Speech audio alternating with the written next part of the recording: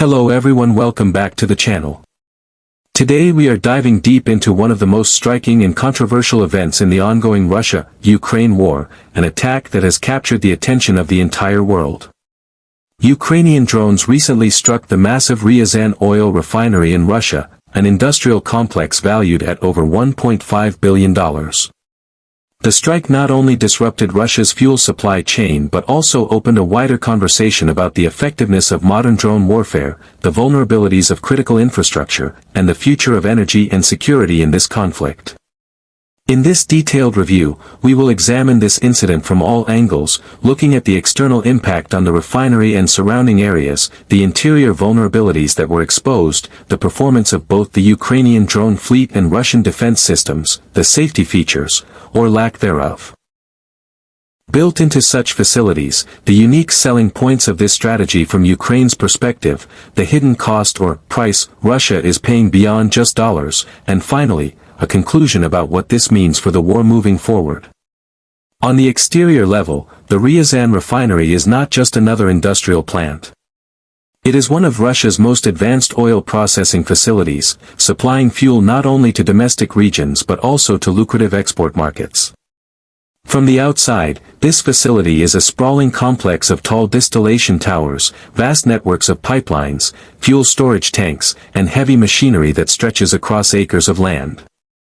Its exterior is designed to look robust and intimidating, a fortress of steel and concrete dedicated to turning crude oil into refined products that drive the Russian economy and, by extension, fuel its war machine. But what the drone strike revealed is that even the most fortified exteriors are not immune to precision attacks from the sky. Flames and smoke rising into the night after the strike told a story that no glossy exterior could hide. The Ukrainian drones were able to slip past Russia's air defense layers, expose the vulnerabilities, and hit at the heart of this infrastructure. The exterior, once designed to symbolize strength and resilience, suddenly became a scene of fragility, a reminder that in modern warfare appearances do not equal invulnerability. Moving inside, the interior workings of the Ryazan Oil Refinery are highly sophisticated. Within those walls and steel frames lies a maze of distillation units, catalytic crackers, gas treatment plants, and control rooms that regulate the constant flow of crude into gasoline, diesel, and jet fuel. It is a highly automated environment, run by sensors and operated by skilled engineers who ensure efficiency and safety in day-to-day operations. However, as advanced as the interior systems are, they were never designed with drone warfare in mind. These are industrial interiors meant to handle mechanical risks, fire hazards, and pressure leaks, not deliberate aerial attacks. The strike did not need to cause massive physical destruction inside to have a huge impact. Just the disruption of operations, the fear instilled in workers, and the risk of fire spreading through internal systems was enough to paralyze operations. This short look at the interior tells us that no matter how complex the machinery or how modern the technology, the refinery was never equipped with the kind of protective shield that could withstand targeted military strikes. When we examine the performance side of this story, things become even more revealing. The Ukrainian drone strike was not just symbolic, it was tactical, and it showcased the growing performance capabilities of Kyiv's drone arsenal. These unmanned aerial vehicles, often smaller, cheaper, and harder to detect than traditional missiles, demonstrated precision and endurance. They traveled long distances, evaded Russian radar systems, and delivered explosive payloads with accuracy. In terms of performance metrics, the drones outperformed expectations, striking deep into Russian territory where Moscow once believed itself untouchable. On the other side, Russia's defensive performance fell short.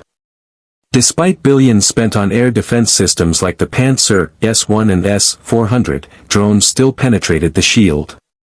This gap in performance raises critical questions about whether Russia can truly defend its strategic assets. The Ukrainian drones, lightweight but lethal, managed to outperform the heavily advertised Russian defenses, and this imbalance of performance is exactly what Kyiv wants to highlight to both its citizens and its allies abroad. Safety features are another important aspect to analyze. Oil refineries, by their very nature, are high-risk facilities. Safety protocols include fire suppression systems, emergency cutoffs, reinforced storage tanks, and evacuation drills. The Ryazan refinery certainly had such features in place. Yet what this attack proved is that conventional safety systems are designed for accidents, not warfare. Fire alarms can be triggered, sprinklers can release foam, and workers can evacuate, but none of that prevents a drone from striking critical components. The absence of military-grade safety features, like hardened shelters, anti-aircraft barriers, or underground storage, means that in times of war, these industrial giants become sitting targets. Ironically, the very features designed to keep workers safe in peacetime highlight the vulnerability in wartime, because they cannot deal with deliberate strikes. Safety in the traditional sense was present, but safety against modern warfare was absent, and this is what makes Ukraine's strikes so devastatingly effective. Now we turn to the unique selling points of this entire operation, because make no mistake, in war every tactic has its unique strategic and political selling points. For Ukraine, the strike carries multiple benefits. First, it sends a clear message to Moscow: no target is beyond reach. This psychological blow is as important as the physical damage. Second, it disrupts Russia's economic engine. Oil refineries are the lifeblood of Russia's budget, and every disruption reduces its ability to fund the war. Third, it showcases to the international community, especially Western allies, that the weapons and technologies provided to Ukraine are being used effectively. This strengthens Ukraine's case for continued military aid. And fourth, the attack sparks fear and uncertainty within Russia itself, pushing ordinary citizens to question whether their government can truly protect them. The unique selling point here is not just destruction, but leverage. Ukraine leverages fear, economic disruption, and international attention in one single strike. When we speak of price, we are not only referring to the $1.5 billion valuation of the Ryazan refinery. The true price of this incident is far broader. Economically, Russia loses millions in repair costs, lost production, and disrupted fuel supply chains. Logistically, this forces Moscow to reroute energy supplies, creating inefficiencies in its already pressured system. Politically, it pays the price of embarrassment, as the image of a strong, untouchable Russia is shattered by relatively inexpensive drones. Strategically, the price includes weakened deterrence, as other nations and groups take note of the vulnerabilities in Russia's infrastructure. And socially, the price is fear among its citizens, who now realize that war is not just something happening in Ukraine but something that can strike their own backyard. The attack demonstrates how Ukraine can force Russia to pay a high price at a relatively low cost, shifting the balance of power in a subtle but significant way. In conclusion, the Ukrainian drone strike on the Ryazan Oil Refinery is more than just another headline in the ongoing war.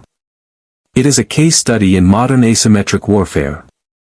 From the exterior strength of a billion-dollar refinery reduced to smoke and fire, to the interior systems paralyzed by fear and disruption, from the superior performance of nimble drones over massive defense systems, to the glaring absence of wartime safety features in critical infrastructure, every detail of this incident tells a story about the evolving nature of conflict. The unique selling points for Ukraine highlight both strategy and symbolism, while the heavy price for Russia extends beyond money into reputation, logistics, and morale. This event underlines that in today's world, size and cost do not guarantee safety. What matters is adaptability, agility, and the will to leverage technology in creative ways. Ukraine has shown that it can punch above its weight, and Russia has been forced to acknowledge that even its most valuable assets are vulnerable. The Ryazan strike is not the end of the story. It is a glimpse into the future of warfare, where drones, precision, and psychological impact redefine the battlefield.